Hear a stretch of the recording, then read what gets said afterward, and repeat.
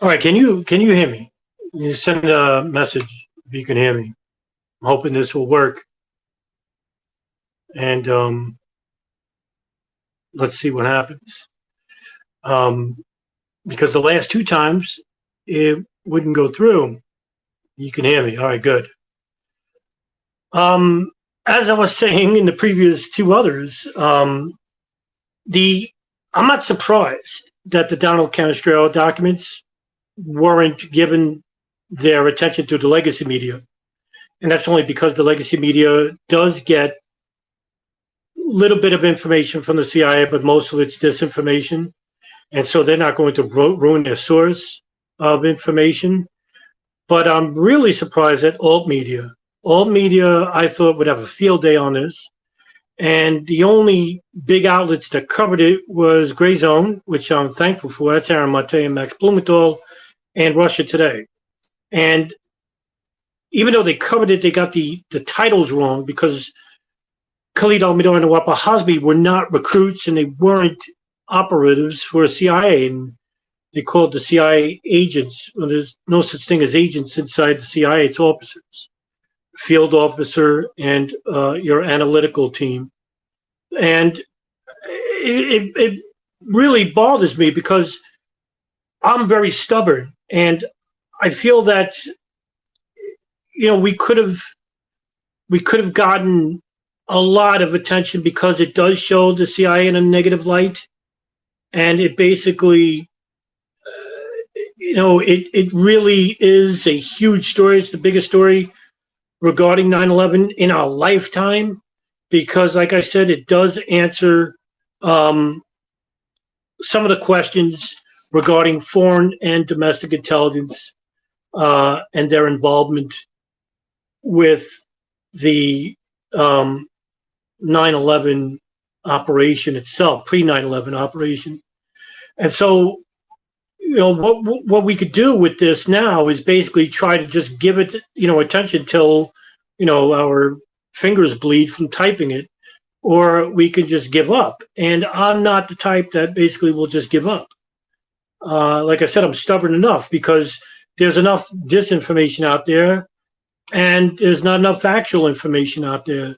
So, I'm hoping that with the right people, it will touch again with all media platforms, and then, hopefully it'll get the attention. I don't care, if I get the credit for it or somebody else gets credit for it. All I care about is the information that gets out there. That's all I care about. So, and in time, we'll see. I don't, I'm always expecting the worst, but at the same time, if the best happens, then it's a surprise and it's a benefit. Never get your hopes up. And if you temper your expectations, you always get a surprise. So with that, Donald Canestraro has been working at the Office of Military Commissions Defense Organization since April 2016. And prior to that, he was a special agent for the Drug Enforcement Agency for over 20 years. And he has a lot of experience in dealing with interviewing suspects and witnesses. So this is nothing new to him. And Donald Canestraro, through the Office of Military Commissions, began an investigation into the possible involvement of Saudi Arabian government and the CIA in the lead up to the 9/11 attacks. And this is coming from information from the two FBI operations, Pent Bomb and Operation Encore.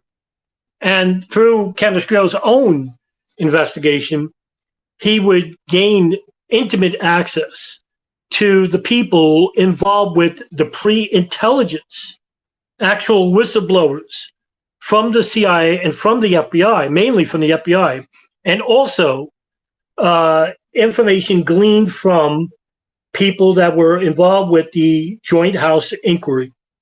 Now, in the document, of course, these people would all give testimony, but they had to do so anonymously. And so with information that they gleaned, you can probably give a guess as to who actually said it. Now, as for the average Joe who doesn't know anything about 9/11 or has minimal information, they will not know, but through people like yourselves in the room, you'll definitely know who they are. And I guess one could start with the primary source of this information from numerous operatives that were involved. It doesn't cover the Israeli angle, but it does cover Saudi and CIA angle. And one thing that we always suspected for years was that we thought that the CIA was working with Saudi intelligence inside the United States. And this is the reason why this information was never shared with the Department of Justice or the State Department, because this is an illegal operation. The CIA is not allowed by law to conduct operations inside the United States. And the Saudis, most notoriously, were conducting an illegal operation because they're a foreign intelligence ring inside the United States, in which they are either giving us all the information or some in which they're hiding information that could have prevented the 9/11 attacks. Now, of course, this is speculation because we don't know the specifics. This is the only thing that's missing. The one thing that's missing from all of this is specifics. Everything else has just basically been answered. And so with that, with this document, it provides the specifics involving this operation. It may not be everything, but boy, this puts a black light on the CIA.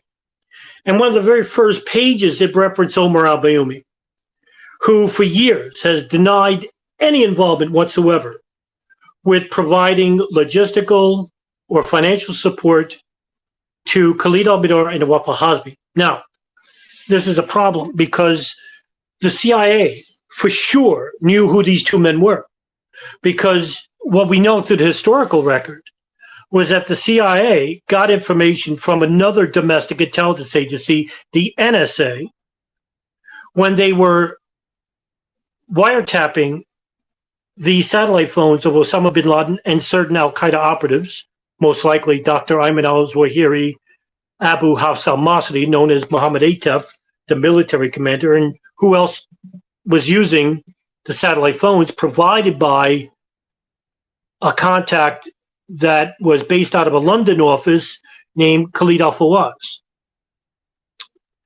And basically, this number led to another number that we all know of, which was a house in Yemen owned by Ahmed al-Hada, which is notoriously called the Al-Qaeda Yemeni Hub. Al-Qaeda has a cell operating inside Yemen. It's one of the biggest cells at the time. And the NSA overheard a phone call between a high-level Al-Qaeda operative named Tawfiq bin Attash, also known as Khalad, talking to Khalid al-Mihdhar. Now, Khalid al-Mihdhar was at the Ahmed al-Hada house because he is married to the daughter of Ahmed al-Hada, Hoda al-Hada, making him his son-in-law. And Tawfiq bin Attash told Khalid al-Mihdhar about a meeting in Malaysia in which the NSA provided that information to the CIA, because the NSA doesn't conduct human intelligence. And so the CIA contacted Malaysian authorities to photograph anybody coming in and out of this condominium, which was owned by an Indonesian businessman that has contacts with Jemaah Islamiyah. And the CIA got all this information and received additional information about Khalid al-Mihdhar and Nawaf al-Hazmi, their passports. And on their passports were dual U.S. visas. Now, this is huge because this shows that not only did the CIA know this, the NSA knew this, and Saudi knew this, the Saudi intelligence operation called the General Intelligence Directorate, or the Mahabeth in Arabic. And I don't know the specifics of how the CIA got in touch with Saudi intelligence, but since the CIA has always lacked Arab-speaking linguists and analysts, They had to go to the Saudis because the Saudis knew about Khalid al-Mihdhar and Nawaf al-Hazmi for years, and even informed the about these two men. So it's no surprise at all to any of the intelligence agencies I just told you about regarding who these two men were. Now, if these two men were in Al-Qaeda and they didn't have any connection to terrorism, this is a non-story. But the link here is this is tremendous because we can now prove that the CIA, the NSA, and Saudi intelligence knew that these two men were Al-Qaeda and knew that these two men were somehow involved with another terrorist operation called the USS Cole bombing, and also their connections to the 1998 East Africa bombings at some level. Because we know this, and because they knew this information, by law, this information had to be passed to the Department of Justice, the FBI, because they are investigating both operations. And when it comes to domestic terrorism on U.S. soil or on U.S. interest buildings outside the United States, the Federal Bureau of Investigation takes primary responsibility in investigating that matter. The CIA does not. And so, with this information, the CIA, the NSA, and Saudi intelligence all made at some time, at some level, an agreement not to share this information with the FBI. Now, don't go running off the hills and say, well, they knew about 9/11, they didn't tell us. No. At this point, we could safely say that they didn't know about the 9/11 operation. There's no evidence to suggest this. At the same time, I'm also telling you that when it comes to specifics about 9/11, they may have gotten that in 1999 or 2000. We don't know because we don't know what the NSA heard on those phone calls. We don't know if the CIA or Saudi intelligence or Israeli intelligence had an operative inside Al-Qaeda prior to 9/11 going far back. But we can also safely speculate and assume that they probably did, because that's a reasonable speculation. And it's also what intelligence agencies do when they want to infiltrate a large ultra-nationalist or ultra-religious organization. And so, going back to Omar al-Bayoumi, who would be a central focus of the Canestraro file, according to Canestraro, he found out through these whistleblowers in the FBI and CIA that Omar al-Bayoumi was working on behalf of Saudi intelligence in providing logistical and financial support to two known Al-Qaeda operatives, Khalid al-Mihdhar and Nawaf al-Hazmi. When the FBI interviewed al-Bayoumi, and when the 9/11 Commission also sent staffers like Dieter Snell or Raj Day to interview Omar al-Bayoumi, al-Bayoumi lied, committed perjury in stating that he ran into Khalid al-Mihdhar and Nawaf al-Hazmi innocently at a restaurant which was called the Mediterranean Cafe in Los Angeles. The lie here is provided by al-Bayoumi's associate, Kaysan Bindan, in which he gave numerous interviews, not just to the FBI, but also to the 9/11 Commission, in which I read these interviews and have posted them on my WordPress for the public to see. And he gave two conflicting stories. One was the story provided by al-Bayoumi, was that Omar al-Bayoumi and Kaysan Bindan were in the restaurant and Khalid al-Mihdhar and Nawaf al-Hazmi walked in. And according to them, they heard them talking in Arabic, in which al-Bayoumi then talked with Khalid al-Mihdhar and said what you're doing in the country. Now, Kaysan Bindan gave another interview to the 9/11 Commission in which he said, which was most likely the truth, that Khalid al-Mihdhar and Wafa Hasmi were already in the restaurant. And that Omar al-Bayoumi and Qais al-Bidan walked in and saw these two men. And I did a video on this on YouTube, still up. So that would provide, why would they lie about that? Well, according to the Operation Encore files, in which Donald Canestraro got some of his information from, according to an inside source providing information to the FBI, Saudi consulate in Los Angeles, the King Fahd Mosque, headed by an imam named Fahad al-Thamari,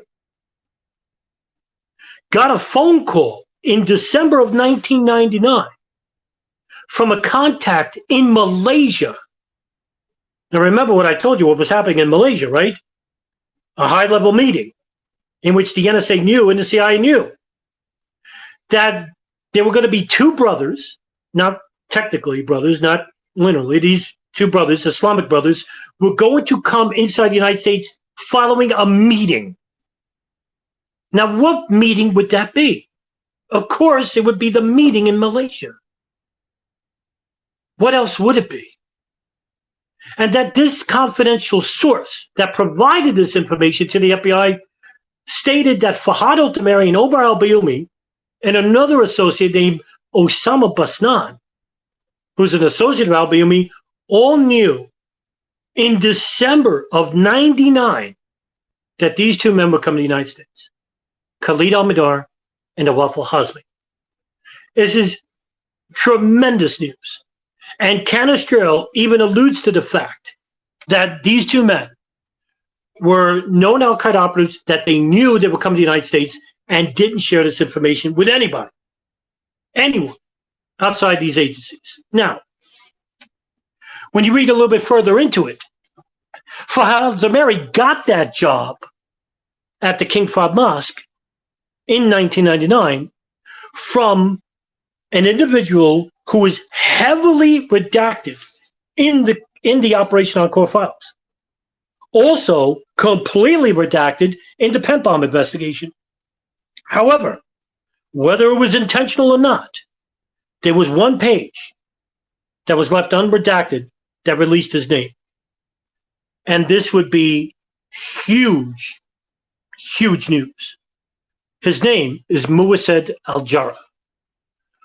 Why is this news and why this is huge is because Muwased Al-Jarrah is heading the Office of Ministry Affairs in Washington, D.C., in which his primary duties was that he was in charge of local mosques nationwide and providing hiring opportunities to imams in mosques. And when the FBI investigated Muwased Al-Jarrah, they found out that he had contacts with known extremists, Wahhabi extremists outside the United States. And one of his first duties at 1999 was to hire Fahad al-Thamari and another imam that had extremist views, and they were the imams at the King Fahd Mosque. Now, I know what you're saying. Could this be a preamble or a premeditation of setting up extremists, knowing that al-Qaeda operatives would come inside the United States and enter this mosque in the hopes of radicalizing them to conduct the attacks? That's a reasonable question, but it's also speculation. We don't know this. But keep in mind that this very well could be the case. It's too convenient not to dismiss. Now, Canestraro goes into specifics about who provided what information regarding these two men, Fahad al-Thamari and Omar al-Bayoumi. And what they found was that Canestraro digged a little bit deeper about al-Bayoumi's contacts with the federal government, but also that there was another source of funding that has been totally forgotten about, but has been similarly reported over the years, but it hasn't been given the attention it surely does and deserves. And that is an account linked to Haifa bin Faisal, who is the wife of the U.S. Saudi ambassador under the Reagan, Bush Sr., Bush Jr., and Clinton administrations, Bandar bin Sultan. So close to the Bush family, he was given a nickname Bandar Bush. These payments through Haifa bin Faisal to the bank, Riggs Bank, were given to the wife of Osama Basnan, the associate to Omar al-Bayoumi, through his wife, Mawida Dawijak, in which that money was then transferred over to Khalid al-Badr and Nawaf al-Hazmi. Now the question is whether Bandar bin Sultan and his wife knew they were paying this money to these two men. There is no evidence to suggest this. Now they basically gave a reason, because Omar al-Bayoumi was interviewed and so was Osama Basnan, and they said that they were paying for an operation, medical procedure for Mawida Dawijak, which was untrue. So with the Canestraro file, it shows that we have funding coming from numerous places. Omar al-Bayoumi's Saudi Air Presidency company, in which he was working for over 30 years, and also an account from Riggs Bank linked to the wife of the Saudi U.S. ambassador, Bandar bin Sultan. And the Canestraro file talks about this in full through the first couple of pages. But they also talk about the commission's report about how the CIA prevented even this information to the FBI until many years later, after 9/11 even happened. Now, why would the CIA hide this information, which shows a direct or indirect funding of Saudi government agents to two known al-Qaeda operatives? Is it because they don't want the Saudis to basically be singled out, in which they would also blame the CIA for running this operation? And who knows whether they knew about specifics relating to 9/11 altogether? I'd like to see that, but I don't think I'm going to hold my breath to it. But this, again, shows a negative light to Saudi and CIA. And when the FBI investigated this matter, the CIA still, many years later, up until 2006, would not cooperate with the FBI. And I think it's basically because, and this is reasonable, and this is something we could prove, was that the CIA didn't want the Department of Justice or even the State Department to know that they were running an illegal operation involving two known al-Qaeda operatives. And I think that's ultimately the case. Can we suspect that the CIA knew about specifics relating to 9/11? Maybe. We don't know. Like I said in the beginning of the audio broadcast, we don't know the specifics. Now, they would also talk about the FBI's investigation regarding the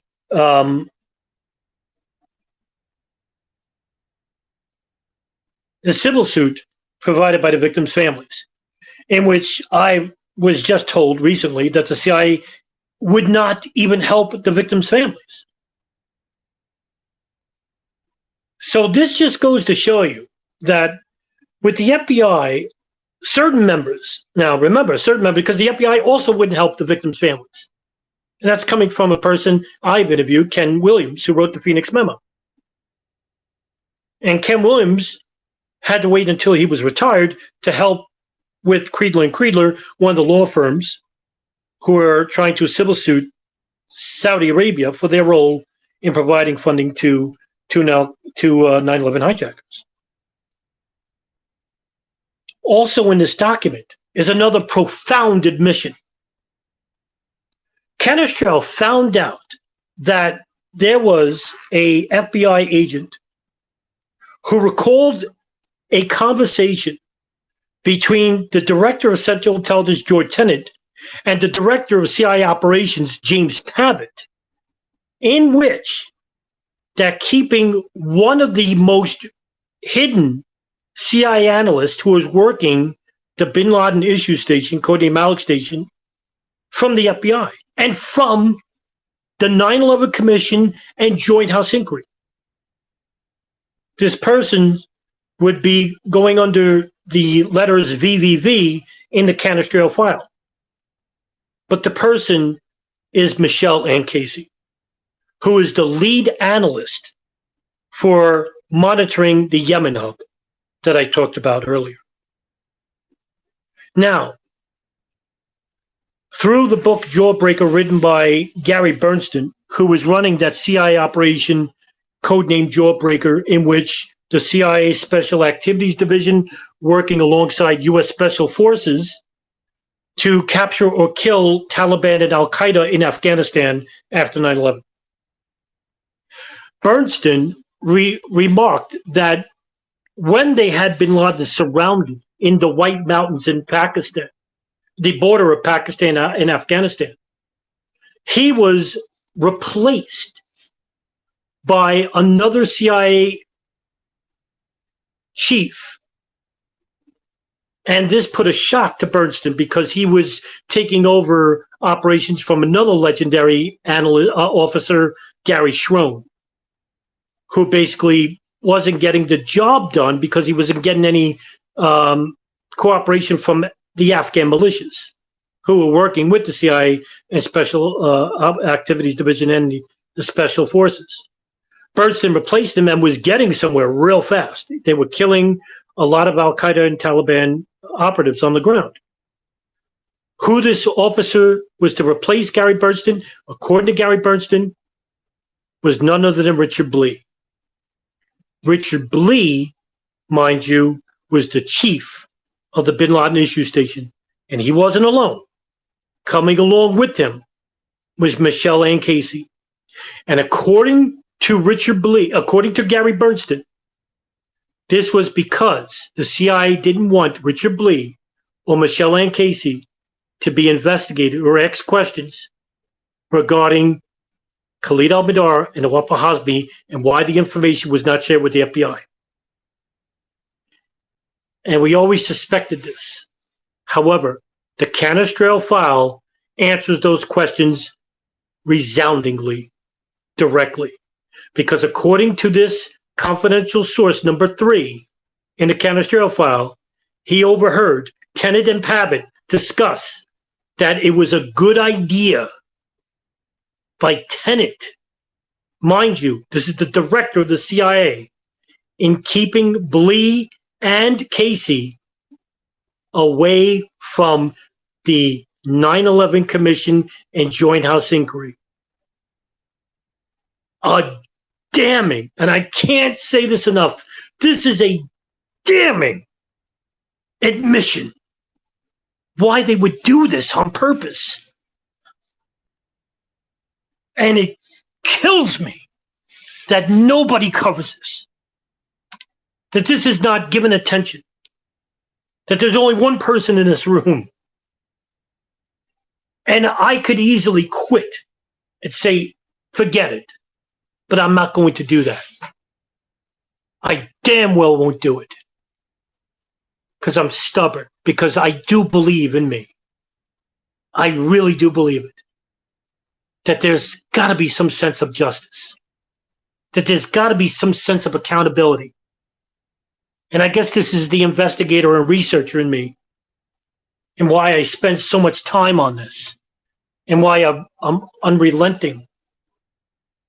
Because this is not speculation. This is information that we can act on, that we can hold people responsible. Here it is, the director of the CIA admitting to the director of operations, James Pavitt, that he was holding these two men, one man, one woman, Richard Blee, the chief of the Bin Laden issue station, and the head analyst of the Yemen hub, on purpose from investigations by these congressional inquiries. The question is why? Part of the answer is this, that they didn't want anyone to know that they were running an illegal operation with a foreign intelligence service. The General Intelligence Director, Saudi intelligence. That they were monitoring 2 known Al-Qaeda operatives who were under investigation by the FBI. For that alone, George Tenet, who committed perjury at the Joint House inquiry, which I always post those videos time and again. Here it is, your conspiracy 9/11 truthers, your conspiracy alt-right media. There it is, not at ground zero. Not in some fucking hologram or drone or some swap. Here it is, for God's sakes, with names to go with it, the specifics that we desperately need. Here it fucking is, man. Ignored. Because it's not fantastical enough. Because it's not sexy enough. Or is it what I've always believed in my heart, that they don't want to act on the information because it's now up to that person's responsibility to act on knowledge, to act on information. They would rather believe. They would rather have the glasses on and think that they're doing something by relating belief, by relating speculation, because they know it goes nowhere. Because they don't want to be the one person singled out, or maybe threat under intimidation or ridicule. So they lie to themselves and would rather believe in the lie because it's a mere matter of convenience and a lack of responsibility. Well, I'm not going to put up with that. I'm not going to. And as long as there's breath in me, I got nothing else. I can't go back to sports. As long as I have breath in me, I'm going to keep informing and keep reposting and keep investigating this matter. Now, of course, the Canestraro file goes even to further investigation into the CIA regarding Khalid al-Mihdhar and Wapa Hasbi U.S. visa. And now, what we've always suspected was that the CIA shielded this information from the FBI. Well, now it's definitive, because Canestraro interviewed former CIA analysts, not just the FBI who were working at the Bin Laden issue station, but analysts for the CIA even admitting that they withheld this information from the Department of Justice, from the State Department, at principals meetings. They withheld this information intentionally. And which you have the congressional inquiries, the only panelist worth mentioning, Carl Levin, who even interviews the director of the CIA, the director of counterterrorism, and Tom Wilshire, the deputy chief of Alex Station, in which all 3 of them perjured themselves, which could have been led to the firing of all 3, and rightfully so, in saying that they didn't pass the information because we already passed it months ago, or that they shared some of the information, or that they forgot about the information because nobody read those cables, as Tenet would say. Guess what? All of that is untrue. All of it's untrue. And with the Canestraro file, here you have evidence from the CIA's own mouth, analysts at the Bin Laden issue station, stating they intentionally withheld the information from the federal government and the FBI. Why? Why? And I can't believe none of this. I'm not exaggerating any of this. This is primary source information coming from whistleblowers who got in trouble by their own agencies for speaking out relating to this information. Not people who didn't get in trouble. And that this information was never acted upon.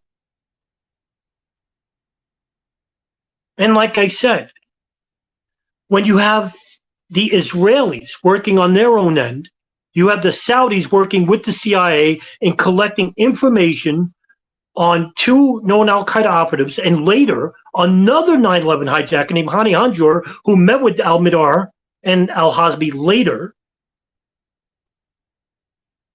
in San Diego, along with other Saudi agents like Fahad al-Tamari, Omar al-Bayoumi, Osama Basnan, and another imam with contacts with the Saudi government, Anwar al-Awlaki. We have enough information right now to hold at least the director of the CIA, the director of counterterrorism, the deputy chief of Alex Station, the chief of Alex Station, 3 analysts at the Bin Laden issue station, Alfreda Ann Bukowski, Michelle Ann Casey, and I can't remember the name now, but at least we have these names to go along with the crimes of withholding information, intentional. That's the key word here, intentional. Information regarding Khalid al-Midar and al-Hazmi, who were known as al-Qaeda operatives. And I have to repeat this because it's huge. They knew these men were dangerous.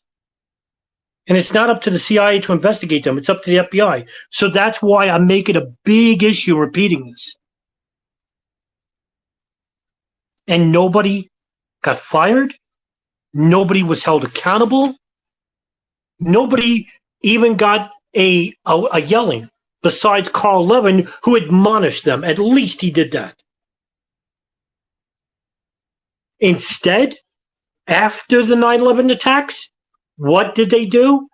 The FBI, under orders from the Bush administration, provided a cover-up involving the 9/11 attacks, the 9/11 investigation, and also Saudi government involvement with Khalid al-Midar and al-Hazmi. That's not a damn on the whole agency, because we got a lot of whistleblowers from the FBI. Robert Wright Jr., Mark Rossini, Doug Miller, Ken Williams, Colleen Rowley, Harry I could go down the line. The foot soldiers. But when it comes to Robert Mueller or other supervisors in Minnesota, in New Jersey, in New York, in San Diego, yes, they intentionally covered for this operation. And it's almost like we're not getting any help anywhere. And you would think, this is the killer, you would think that a story like January 6th, with 2 people died or 1 person died, and you have a bunch of idiots, QAnon idiots, raiding Congress, gets front page news, front and back, for days and weeks. Prince Harry and his wife Meghan Markle gets front page news at the Daily News and New York Post here in New York. Tom Brady retiring? Hell, that's front and back page news.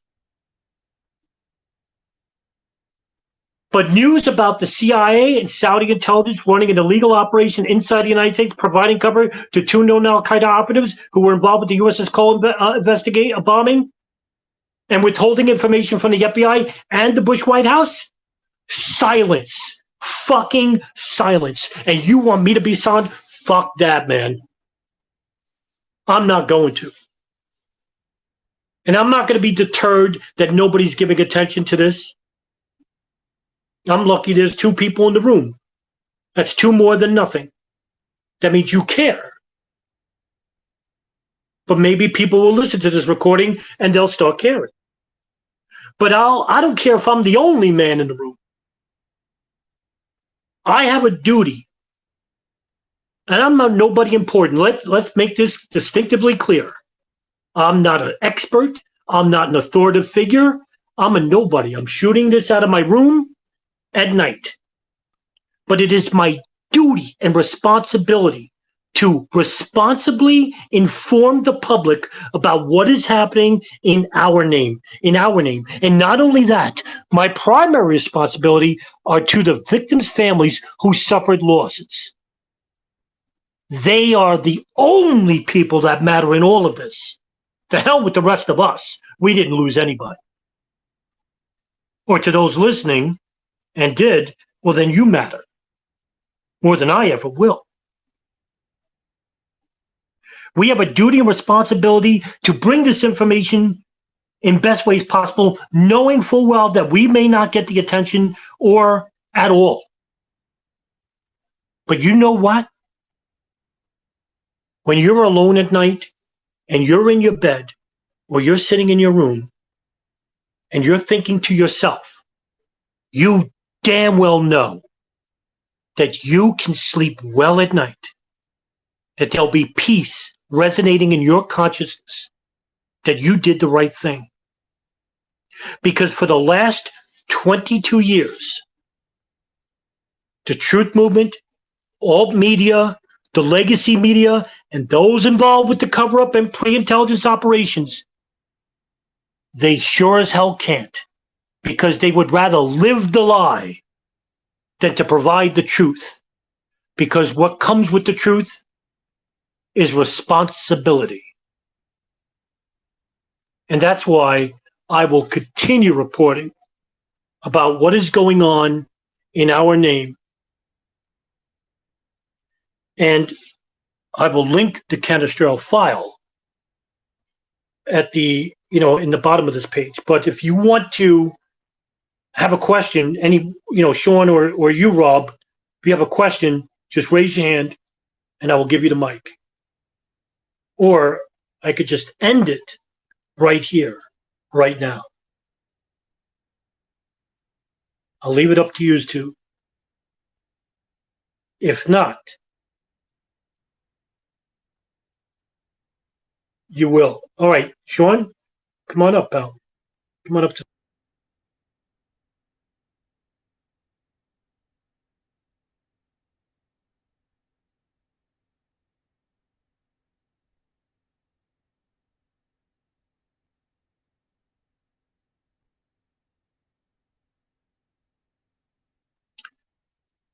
I gave you permission to speak.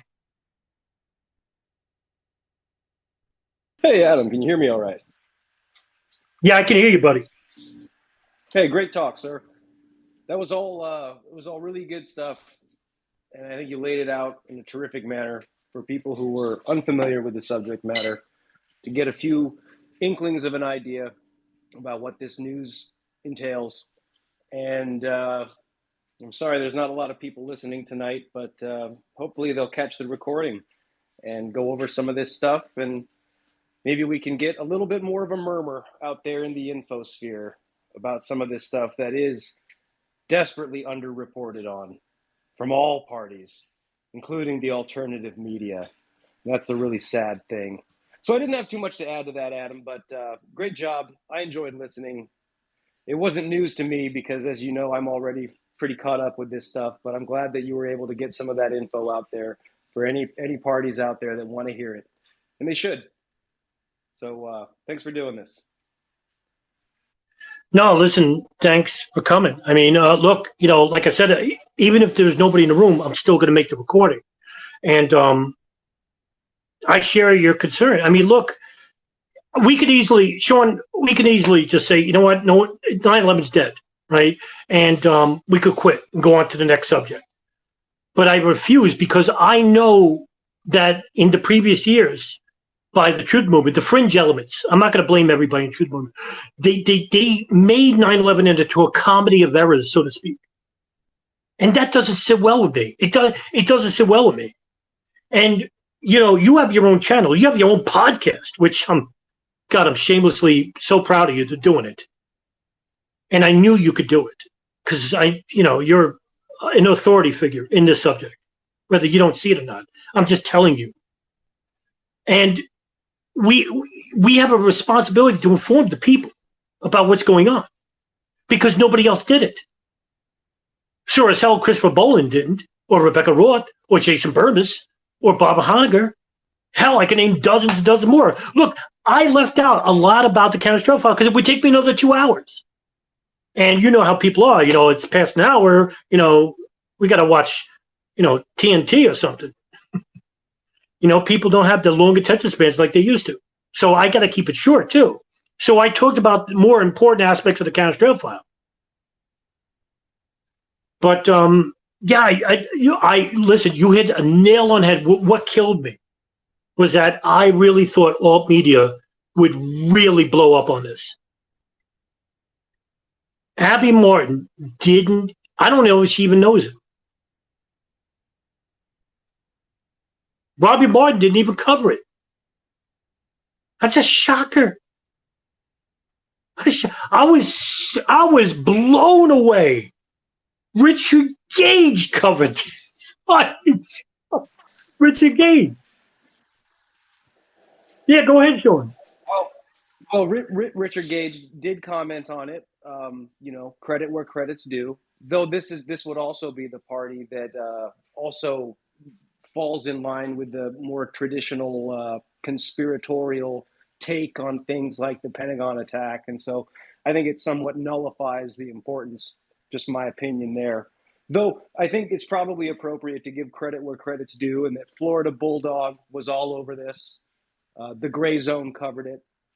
And then, of course, it was covered by RT, and they're always good for anything anti-American. So there were some sources covering this, though really to get in depth. I mean, I'm not just saying this because you're here in the room, but Adam Fitzgerald covered this probably more in depth than anyone else has. And so, guys, if you're listening, check out Adam's breakdown of the document where he goes through basically line at a time on his YouTube channel, and you can get all the details there. Yeah, no, look, thanks, Sean. But I mean, when the story broke, and thank God for Dan Christensen, who is the founder of Florida Bulldog and the best when it comes to 9/11 and the Saudi angle in the country, up to date, still covering it. Bless him. That's how I learned about it. And I ran to the computer. And when I read the document, I made a video that night. I think it was 3 a.m. And I had to get up the next day at 9 a.m. I didn't care. I couldn't believe what I read. And it took me 3 days because I wanted to break it down in 3 days and not to make the videos too long. And it was the most revealing document I've ever read. And I'm currently, I'm still reading the Operation Encore files. It's 16,000 pages, and I'm up to 9,000. And, I've read the Pent Bomb reports, but nothing came close to this. Nothing. Yeah, even when you're looking at Encore files, it's like you're really fishing you're not getting a whole lot of fish even out of Encore files. It's pretty sparse. But what you do get tremendous haul on is this Canestraro document. There's so much in it in just one file, whereas you're going through hundreds and hundreds from Pent Bomb and Encore, and you're only getting tidbits, whereas this one is stacked. It's pretty incredible. It's 22 pages, but it's so condensed. And like you said, it's the revelations in it are, I like, it takes a lot. I'm very unemotional, but this is, I stutter. I don't know what I could do to give any more validity to this information. This information, if you wanted to break a story, if you wanted to really break a story, and you really hate the CIA, this is it. I mean, it's either the CIA is that powerful, or we are surrounded by ignorant people and people who are so inept and corrupt that we are facing a monolith of disinformation, misinformation, and an unwillingness to report the facts. It could be a mixture of all three.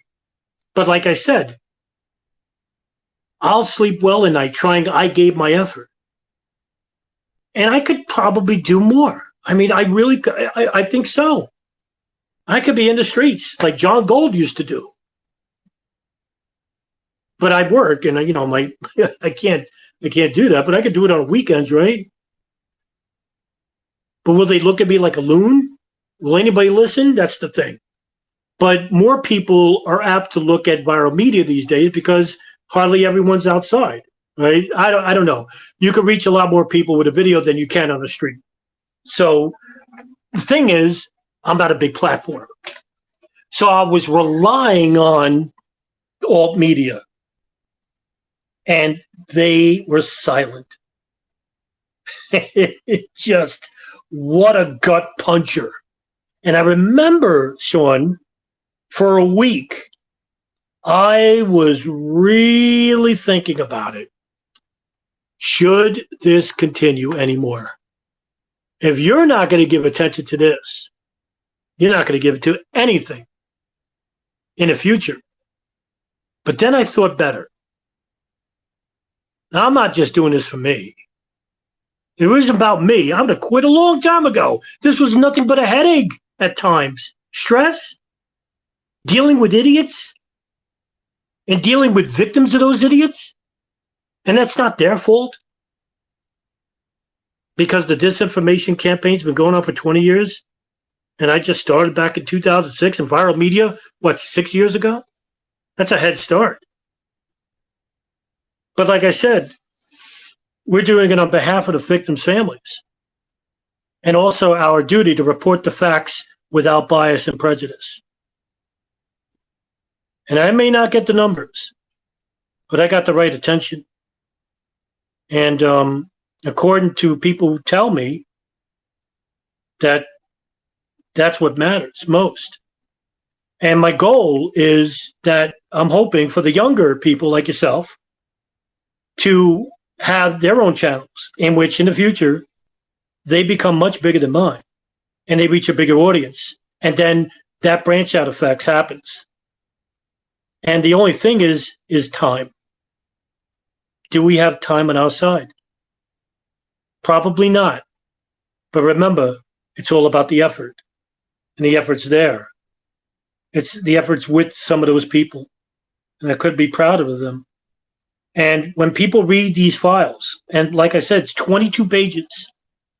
It's a stake in the heart of the CIA and Saudi intelligence. And I'm not saying that because it's an exaggeration. It's a fact.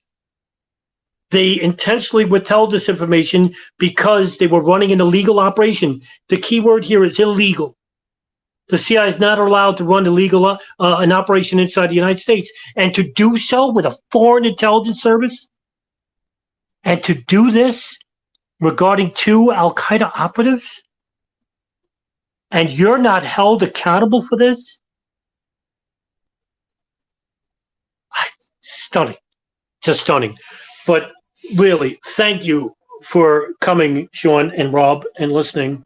And for those who are catching the recording, I have linked the document in the description. And please share it far and wide and give it the attention it sorely deserves. And because we have to do it not because it's just right on our part, but because there are victims' families who have suffered devastating losses, who deserve justice. Thank you and good night.